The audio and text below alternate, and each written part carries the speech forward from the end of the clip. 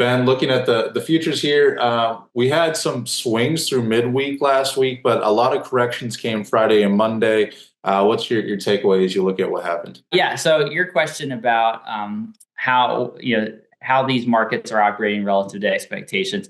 I think last week, and we're going to get into this in the planning discussion here in just a second. So I'm kind of foreshadowing, but I think last week there was a lot of momentum in terms of the money in the markets favoring more corn acres.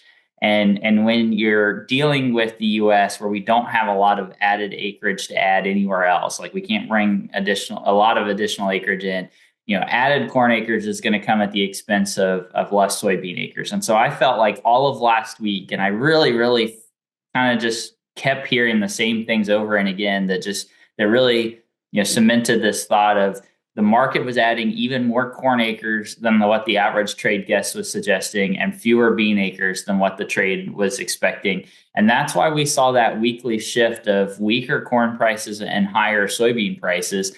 Those kind of corrected themselves Monday of this week when we got USDA's prospective plantings report, because while it showed higher corn acres, I don't think it was as much as what the market actually was anticipating. So you could make the case that the trade estimates really weren't accurate this go around.